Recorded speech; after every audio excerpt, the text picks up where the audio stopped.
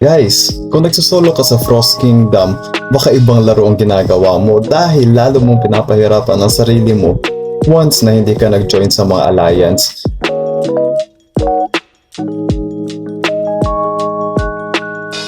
Guys, welcome back. Today's episode for Frost Kingdom, ang pag-uusapan natin is dalawang parte. Unang itatakal natin is ano nga ba yung mga ma-unlock natin pag nasa isang guild tayo. Hindi lang yung basic. And pangalawa, pag-uusapan natin yung tokenomics o yung red diamonds or RDIA at kung paano talaga gumagana yung token minting. Kung bago ka pa lang sa server o kung matagal ka na nagsosolo, panoorin mo to hanggang dulo kasi yan yung mga sasabihin ko dito. And one time lang at minsan hindi na nababalikan. Ano nga ba talaga ang guild? Sa level 5, kaya ng isang alliance mag-hold na hanggang 170 members pero ngayon parang nasa 90 members pa lang siya. Pero yung common na maling akala ng mga bagong players is akala nila ang guild ay parang chatroom lang na may mga tag na pag-uusapan natin. Kasi mali yun. Ang guild ay isang multiplier sa lahat ng ginagawa mo. Kasi same troops, same heroes, same castle, pero ibang number yung lalabas kasi may alliance na nakaupo sa ilalim nito bago at nagbo-boost sa lahat. Ang unang system ng alliance is number 1 is ang alliance help. Ito ay nagbibigay ng mga free speed ups. Meron ding mga rallies na pwede tayong mag-hunt ng mga rock o kaya bandit hunting.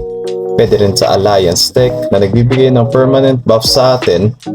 Eternal Towers naman na nagbibigay ng territory control and alliance ranking na may mga exclusive rewards. Ang perk 1 naman sa alliance help is may mga libreng speed ups tayo araw-araw. Libre lang siya, zero cost at compounding acceleration to na hindi makukuha ng isang solo player kahit kailan. Ito yung part na madalas nami-miss. Kapag tumutulong ka sa ibang lord sa alliance, may nakuha kang alliance points. May daily cap na points na makikita mo pero walang limitasyon sa bilang ng mga beses na pwede kang tumulong. So, spam mo lang yung help button na yan kasi wala ka namang malulugi. Next naman is hindi ito humahawak ng resources mo and hindi ito humahawak sa mga items mo. Libreng buttons lang na nagpapabilis ng buong server nyo. Tapos yung mga alliance points na yan, dadalhin mo sa alliance store.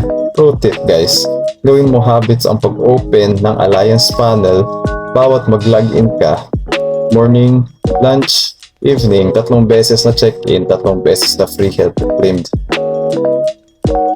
Number 2 naman is sa pagra-rallies or pag-hunting natin and pag-auto-join. Ito yung fun part at ito rin yung pinakamabilis na payoff sa buong listahan, ang rallies. May magsisimula sa alliance mo na mag-attack sa isang rock o sa bandits at lalabas yun sa alliance war list. Bukas, maghihintay ng ibang members na sumali. Tignan nyo to sa screen ko ngayon. 4 na open rallies. Lahat naka-target sa rock. At tignan nyo yung mga soldier counts. Isa dito is nasa 124 out of 205. Yung isa naman is nasa 28 out of 208. Kung puno sila in real time, yan ang alliance ko, papasok ng isa-isa. At dito yung importanteng part para sa'yo kasi hindi mo kailangan maging malakas. Ang kailangan mo lang is sumali. Ipapadala mo lang yung mga troops mong meron, katama yung rally at marirewardan ka dahil sumali ka. Kahit brand new player ka na may maliit lang na march, may makukuha kang kill na hindi mo kayang gawin mag-isa. Ang dalawang bagay na binabantayan dito is ang una, may timer bago mag-depart ang bawat rally and kailangan sumali ka bago tumawala kasi mabilis lang silang mapuno. Sa ibaba naman sa kanan may auto-join feature na kailangan mo itong i-on at automatic kang isasabak sa game ng mga rallies. So kahit tulog ka, may loot ka pa rin. And hindi biro to, ganyan talaga gumagana ang mga parts dito and mga perks pag nasa alliance ka. Dito rin talaga pumapasok ang value ng marching queue kasi mas mataas at mas maraming queue, mas maraming rally na pwede mong sabayan and balikan pa natin ito mamaya sa tokenomics part. Next naman dito guys is sa permanent buffs na hindi mo mag-grind which is nakukuha sa alliance tech. ito na yung systems na nagpapahinto sa akin sa casual na paglalaro. Kasi ang Alliance Tech ay isang shared research tree na dinodonate ng bawat member at bawat member dito ay nakikinabang permanently. So tignan nyo, Thrifty or resource cost production, meron ng tax expert, merong rapid march, mas mabilis nagpapalakad ng mga troops natin across the map. Tapos meron din dito mga extraordinary firepower, home defense load, activation, rapid battle, lumbering expert, team expansion, and marami pa. So bakit nga ba importante ito? Kasi hindi tulad ng personal research na kailangan mong hintayin mag-isa. Ang Alliance Tech guys ay tumataas kahit hindi ka nakalagin basta may nagdo-donate. Kaya kahit sleeping ka, tumataas pa rin yung buffs mo. Next naman is sa Eternal Tower, ang one-time reward na madalas mamimiss. Kasi ang Eternal Tower guys ay isang building na nagbibigay ng attribute bonuses at special functions. Kasi ang schedule niya, ang Tower 1 is nagbubukas lang ng 8 ng gabi. Ang Star 2 naman is nagbubukas to after 7 days. And ang Star 3 naman is nagbubukas to after 10 days.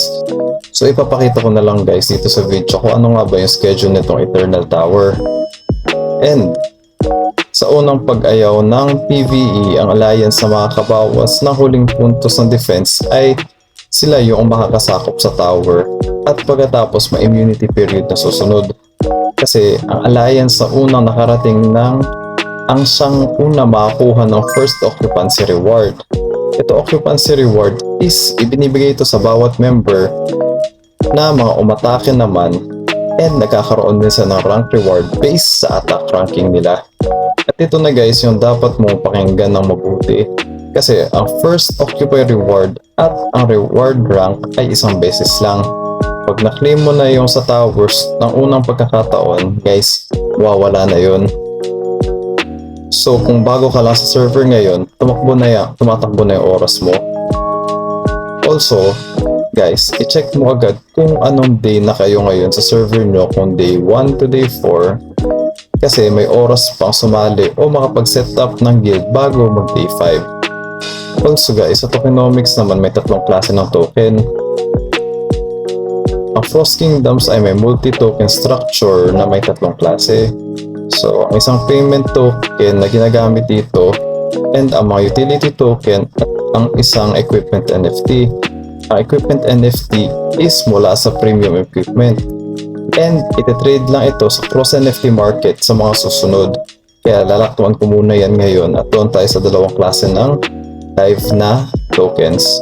Ito yung on-chain na tinatawag Red Dia or ang Red Diamonds and ito ang game pavement currency na ginagastos kadalasan dito sa Frost Kingdom. So, pwede mo itong iswap sa Frost Game Token and pwede mo rin itong i-deposit at kumuha na rewards mula sa Frost Reward. At noong launch, dalawa lang ang trabaho ng Red Diamonds. Una, i-burn to para gawing in-game cash and ang pangalawa, i-deposit to sa LP pool at kumita ng 1 USDT sa ibabaw.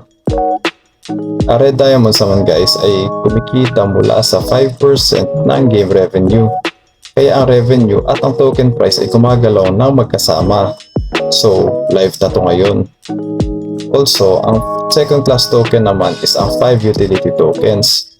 Meron ding utility tokens at eksaktong 5 na mga to. Ang bawat isa ay minimint mula sa isang item na fina-farm. So, yan mismo ang buong idea. Ang Summon token is minted from Summon tickets. Ang Shield token is minted from Shield items. Ang City token is minted from City relocation items. Ang Stamina token naman guys is minted sa Stamina. And itong Speed up tokens naman is minted sa March speed up items. So guys, that's it for today's video. Sana may natutunan kayo. If this video added value to you, please like, subscribe, and comment down below kung anong server ka. Also, once again, this is Peter Pan signing out and maraming salamat sa panonood.